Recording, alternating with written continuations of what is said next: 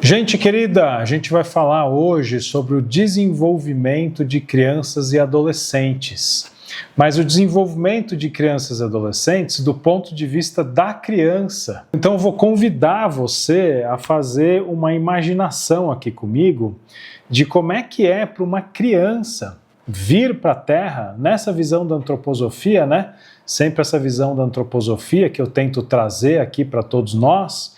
Como é que é para a criança, então, vir aqui para este planeta maravilhoso?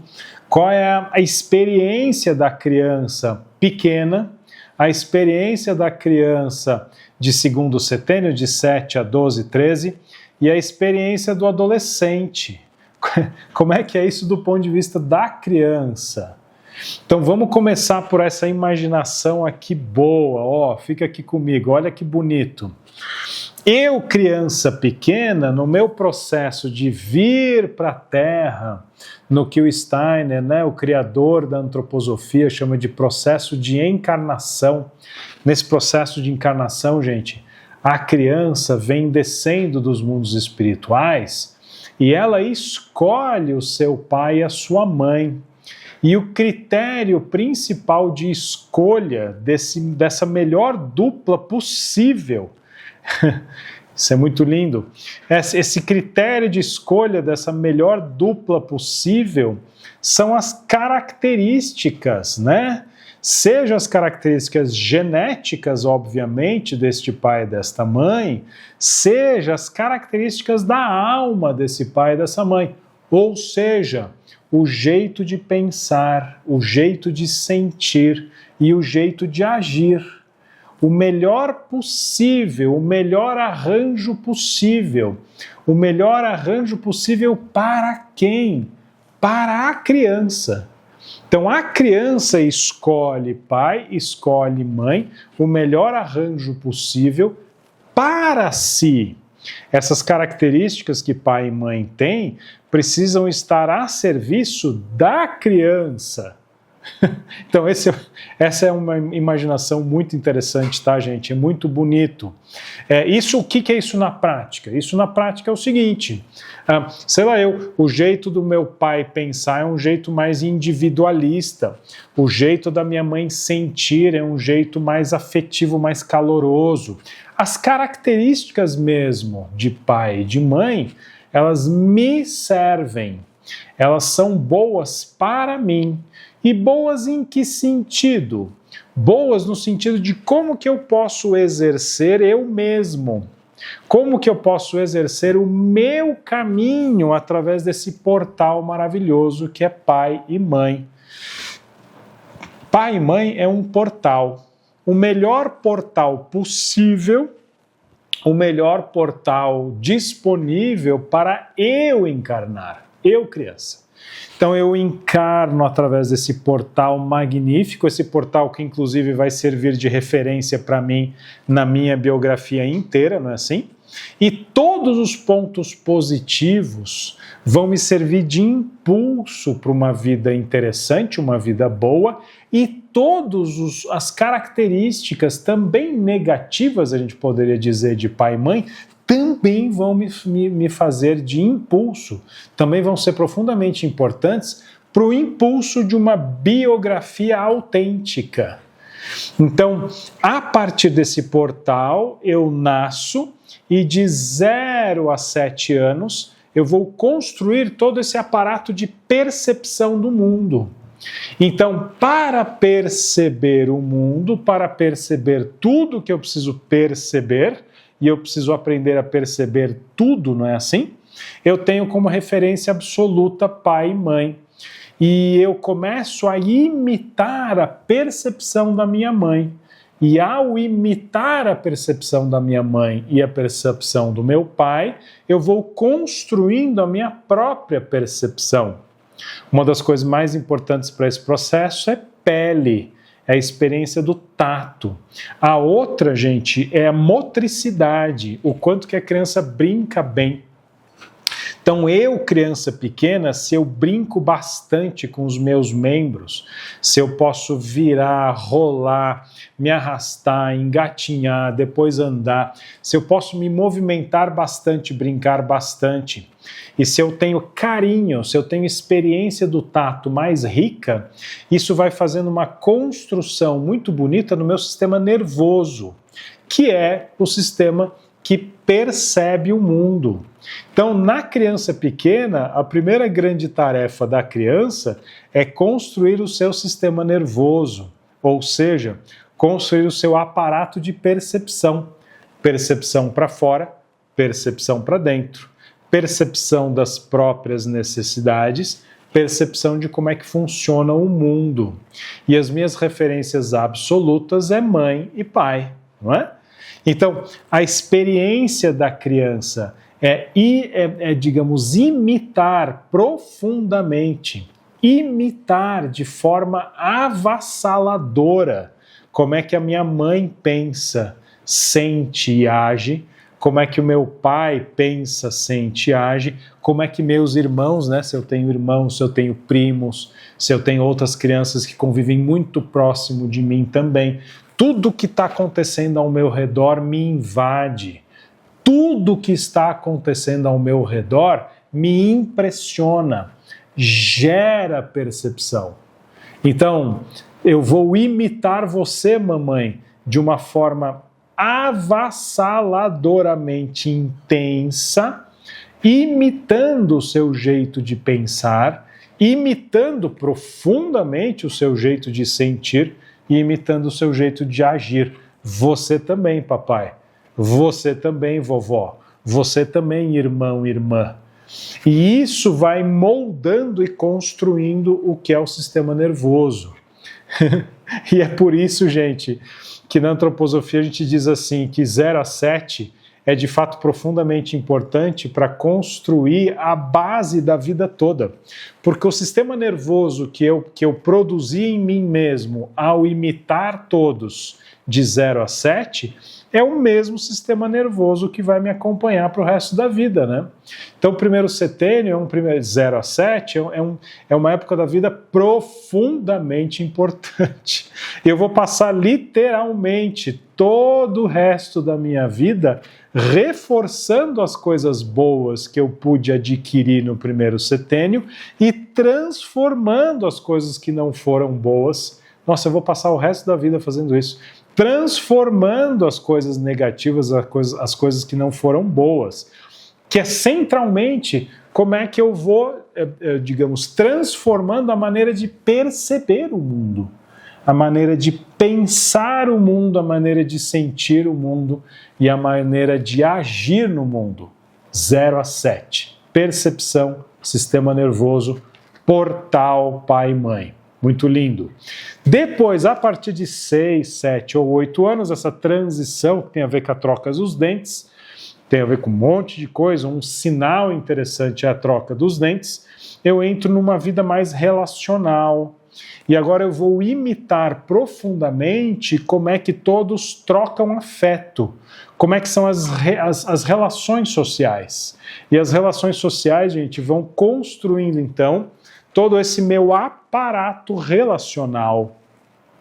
Como que eu, criança agora de 8 anos, 9 anos, 10 anos, como é que eu vou percebendo tudo e todos e como é que eu vou aprendendo a me relacionar?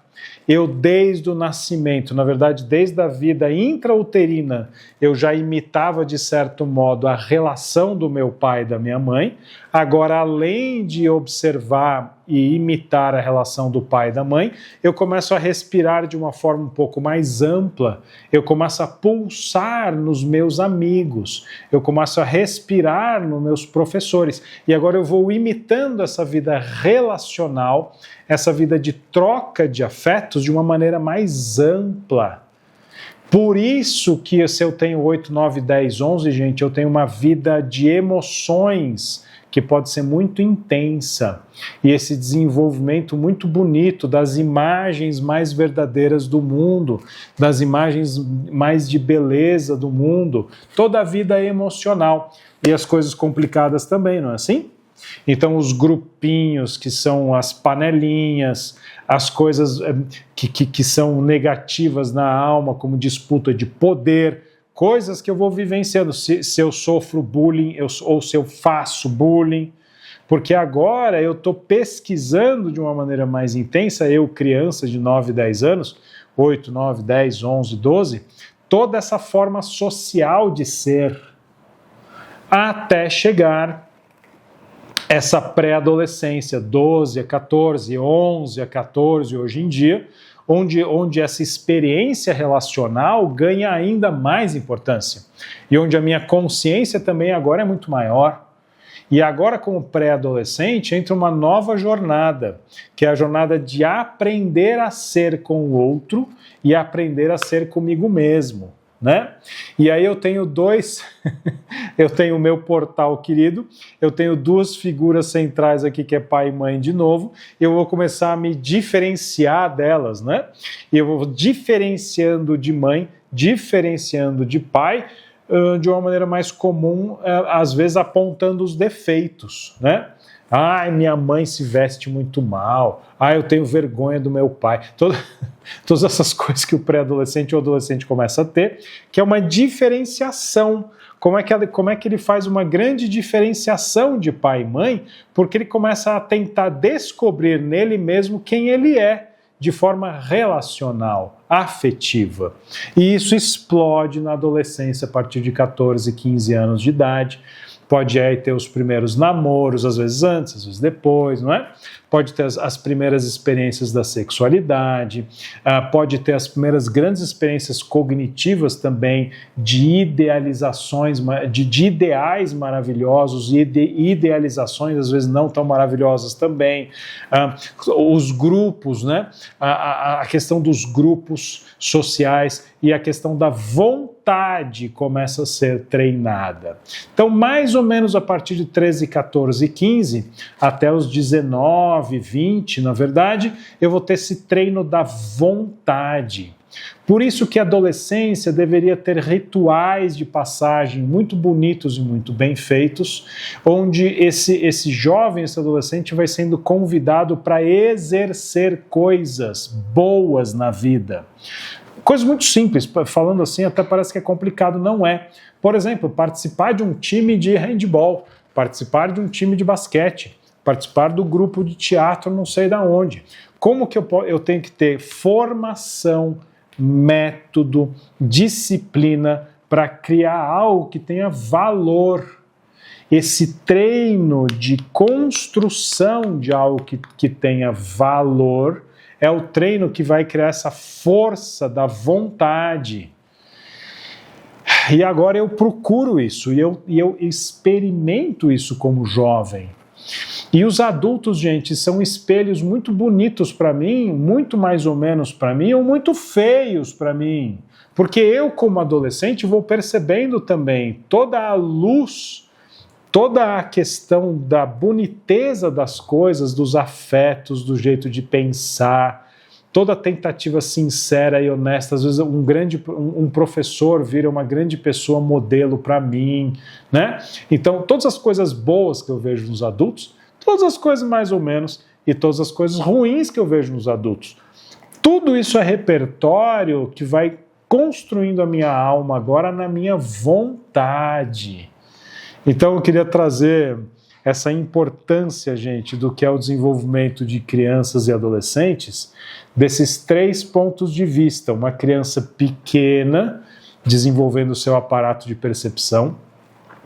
Uma criança que dos 7 aos 12, 13, 14 vai criando essa força da relação, essa força do sentimento, da estética da vida, da beleza, e essa questão do jovem, do adolescente, que a partir de 13, 14 começa uma vida da disciplina da vontade, da indisciplina da vontade, e ao treinar e viver toda essa forma mais intensa que é esse jogo da adolescência, ele pode treinar a própria vontade para construir algo que tenha valor. Agora, gente, imagina comigo os pontos mais difíceis, mais desafiadores, né? Imagina comigo os pontos mais complicados mesmo dessa questão toda. Então eu, como criança pequena, vou encarnando, vou chegando nesse portal, às vezes portal muito complicado, né? Às vezes não vai ter afeto, às vezes vai ter problemas familiares muito profundos, problemas estruturais, financeiros, emocionais.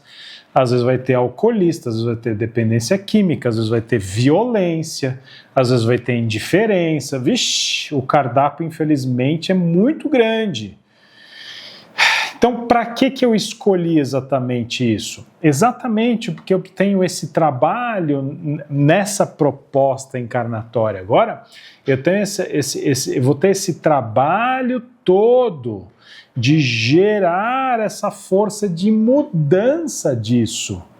Então vamos pegar um caso sim que é muito comum, infelizmente. De repente eu nasço através de um portal em que o meu pai é alcoolista e a minha mãe tem uma codependência emocional muito grande desse meu pai. Minha mãe super codependente, meu pai alcoolista mais grave. Toda essa característica é para eu incorporar essa característica e transformá-la. Então eu vou criar todo um aparato de percepção que tem essa deformação de um jeito e de um lado, mas tem todo o potencial de transformação dessa mesma percepção. Não é interessante? É porque a gente poderia falar só da coisa mais bonitinha, né? Mas não é assim. Então, tudo que eu tenho nesse portal é material espiritual para mim. E é material espiritual para eu transformar na minha vida. Quando eu vou conseguindo fazer isso em certa medida, eu depois, com certa maturidade, depois de já adulto, já tendo feito muita coisa, eu começo a perceber como isso foi importante para mim. Como isso foi fundamental, eu diria, para o meu amadurecimento, para iluminar as coisas. Como criança de 7, 8, 9 anos, a mesma coisa. Às vezes eu tenho abuso sexual, não é? Abuso sexual hoje em dia é qualquer idade. Às vezes eu tenho essas questões do bullying que são muito profundas, às vezes eu tenho violência. Às vezes eu estou abandonado, eu moro num centro de refugiados da ONU, não sei aonde. E toda essa experiência relacional, então, vai servir como parâmetro, como material de transformação. Não só eu sozinho, percebe? Porque isso depende de toda uma consciência ou uma não consciência social do mundo, não é verdade? E como adolescente é a mesma coisa, às vezes eu preciso trabalhar muito cedo, às vezes eu estou exposto a violência, às vezes eu estou no meio do tráfico. Todas as possibilidades negativas que infelizmente são cada vez maiores, cada vez mais variadas. Isso não invalida esse conceito e essa forma de olhar. Pelo contrário, todo fato negativo positivo, ele é passível de transformação, de iluminação. E é disso que se trata uma escola de paz, queridos e queridas. Escola de paz é exatamente isso. Para a gente trazer para a consciência uma parentalidade que é de fato consciente. E a gente tem uma responsabilidade com o social e uma responsabilidade com as crianças e adolescentes mais definitiva, mais verdadeira, de fato, né? Como é que eu posso, como adulto, de verdade me melhorar em prol da criança e assumir uma corresponsabilidade com todas as crianças do mundo inteiro, com todos os adolescentes do mundo todo. Né? Algo que está acontecendo atualmente, por exemplo, no tema de adultização e pornografia infantil, por exemplo, que é maravilhoso o que está acontecendo, essa tomada de consciência que a gente está vivendo, né? Então é disso que se trata, como é que eu, através de tudo que é negativo, eu, criança, faço uma formação de pensamento, sentimento e vontade que vai ser o meu instrumento de mudança e transformação minha como adulto por toda a minha vida. Por toda a minha vida, é disso que se trata. É para isso que eu estou aqui, é para isso que você está aí, para fazer todo esse processo de mudança, de iluminação, de autorrevelação do que eu tenho de bom, e do que eu posso, a partir do que é negativo, do que é mais adverso, transformar isso verdadeiramente em algo que tem significado, em algo que tem amor, em algo que tem mais humildade, mais coragem, mais carinho, desenvolvendo uma pessoa que é mais auto-carinhosa, mais auto-amorosa, sendo mais preparada agora para o social do nosso tempo. Essa é a nossa urgência. Essa é a vontade de cada vez mais a gente ter uma escola de paz verdadeira. Então eu espero que vocês tenham gostado. Um grande abraço.